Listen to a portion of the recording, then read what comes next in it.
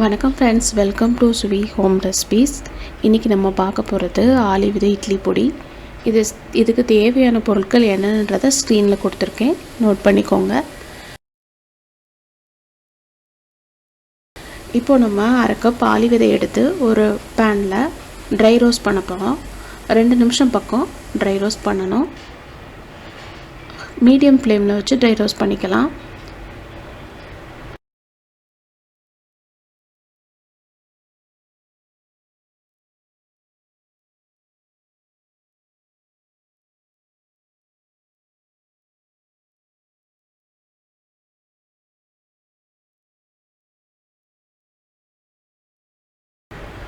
நல்லா கிளறி கொடுங்க.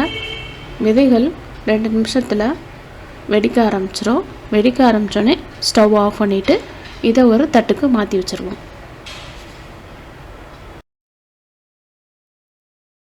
இப்போ நம்ம அதே பேனில் 2 ஸ்பூன் எண்ணெய் விட்டு மிச்ச பொருட்கள் எல்லாத்தையும் ஒன்றொன்னா வரிசையாக சேர்த்து வறுத்துக்கலாம்.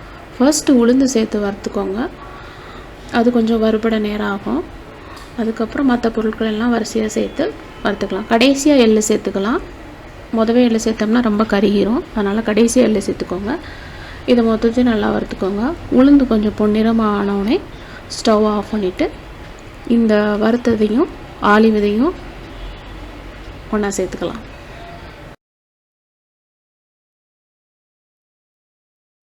நல்லா ஆறுனதுக்கப்புறம் இதை ஒரு மிக்ஸி ஜாருக்கு மாற்றிக்கலாம்.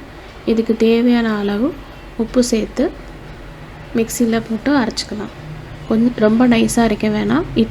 இட்லி பொடி மாதிரி கொஞ்சம் குறப்பாக அரைச்சிக்கலாம். இது இட்லி, தோசை, சாதத்து கூட பிரச்சனை சாப்பிட்லாம். ரொம்ப டேஸ்ட்டாக இருக்கும். ட்ரை பண்ணி பாருங்கள். ட்ரை பண்ணி பார்த்துட்டு எப்படின்னு கமெண்ட் பண்ணுங்கள். சப்ஸ்கிரைப் பண்ணுங்கள், லைக் பண்ணுங்கள். தேங்க்யூங்க.